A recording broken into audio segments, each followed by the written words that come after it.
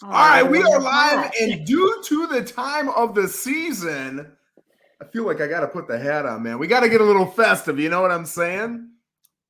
Lizette, how you doing today? I'm doing awesome. You should have let me know. I would have found like elf ears or something and put them on.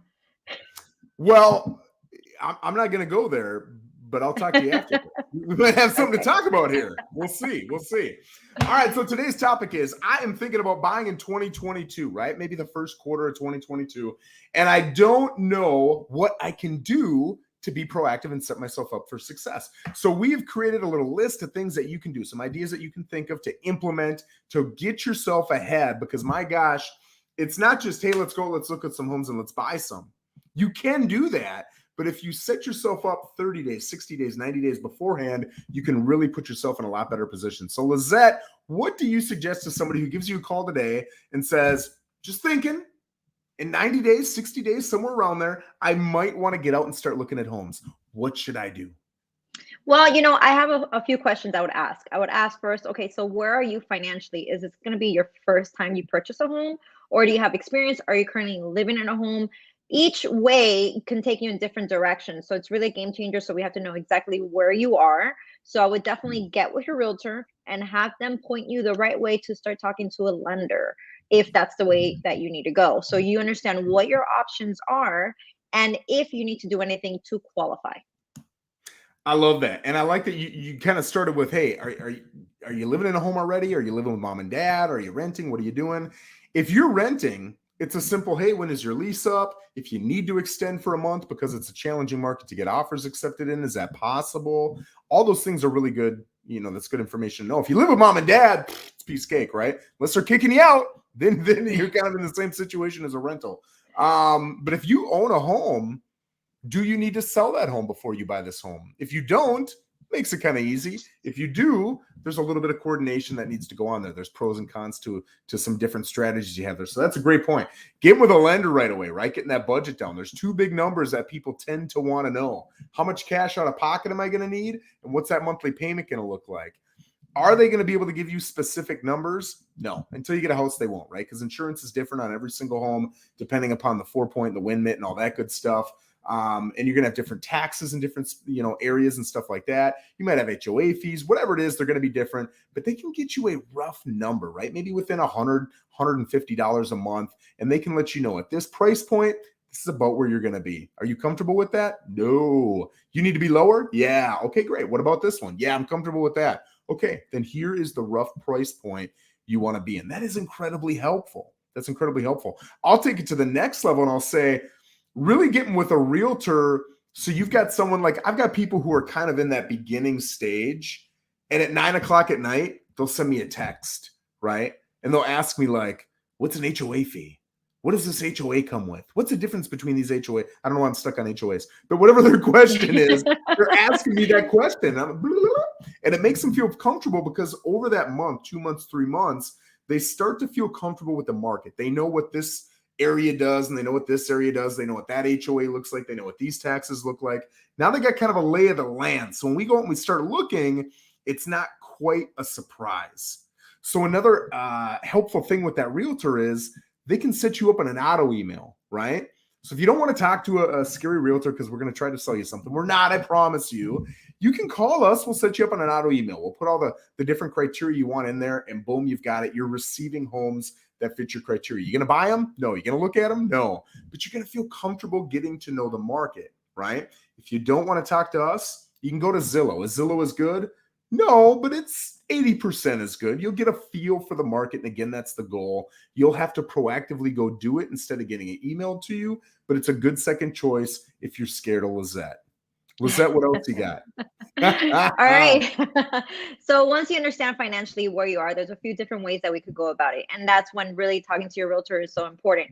I have buyers who come into the table, they have great credit, but they need a little bit of help with closing costs. And if that's the case, then we know, well, we have a few options. One, are we going to have to ask for seller concessions? And in this market, that's a little bit harder to get. If you have time and new construction is an option, it's in your budget, you have the credit, there are builders who offer closing cost assistance. So that may be another way to go about it. So really understanding where you are financially and what that end picture looks like is really important.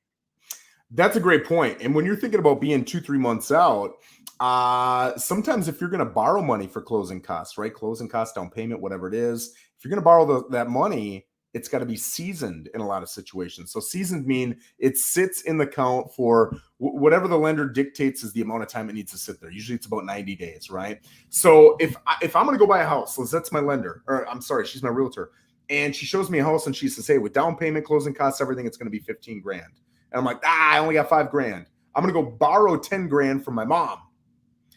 The lender's going to say, we don't like that. In some cases they'll say it's okay. Some cases they won't. You need to ask. But if you just do it, which I've seen people do, you'll get halfway through a transaction and they'll say, hey, we're looking in and we see this $10,000. What's the opposite Gift? of a gift? Okay. Yeah. Gift. And it was 28 days ago. What is this? Oh, that was my mom. She gave me 10 grand, man. What a great gal. Thanks, Mom. Well, unfortunately, we're not able to use that money. So we're going to have to hold out for a couple months till you can get 15 grand yourself. No, right? So that's a problem. But if you know this 90 days out and you have that availability, you can ask Mom for that gift early enough and get it in there, right? And just ask your lender, how long does my money need to be seasoned for? If I do this, whatever this is, in this case, I'm saying borrow money from Mom, tell your lender, they'll say, these are the rules of the game. And as long as you're playing by the rules of the game, you're good. That is where that timeline helps you out. So credit, great point. Paying down your debt is going to help you, right? It'll help you get approved for more money if you want to be approved for more money, right? It'll help you with that. That lender's going to help you figure out your budget, which is incredibly important. I always recommend this. You figure out your budget first, then go talk to the lender. I can't tell you how many people have said, I can probably afford about 2 grand a month. And then they go into the lender and the lender's like, you can afford 3 grand a month. And they're like, woo, they put on this same Christmas hat. They're like, it's Christmas. No, stick with 2 grand a month. Whatever you think works for you and your family is what you should do, right? Some people like to party and eat out every night and whatever. And some people are homebodies. A homebody might be able to afford a little bit more. If you want to party, man, you don't want to lose that lifestyle. Stick with the lower, more affordable payment. Lissette, what else do you have? I would say make a list. Make a list of what you need in a property and make a list of what you want in a property. You know, when we start looking, there's a lot of options, and maybe you come across a home where you really want a fence, but it's not a need. So you'll have a little bit more options. Is that my phone or yours? It is. I don't think it's my phone. I think it's your phone. It's my CRM. That's a good problem. I like that. All right, so I think that needs and wants list is really important, and really having that conversation. If there's more than one person, right? If you got a couple or whatever it is who's coming together, you want to have a conversation about what it is you want, what you need. Be nice about it, man. Don't say everything's a need or it's going to be really difficult to find a place. But if you can have that discussion up front and you can understand where everybody's at, it's incredibly helpful. Last thing I would say, and then I'll turn it over to you, Lissette, is drive the neighborhoods. This is what's helpful about 60 to 90 days out saying I'm going to start looking in 2 to 3 months. I can't tell you how many people will call me and they'll say, I found these 4 houses that I really like. And, you know, we looked at them, but I don't know enough about the neighborhoods.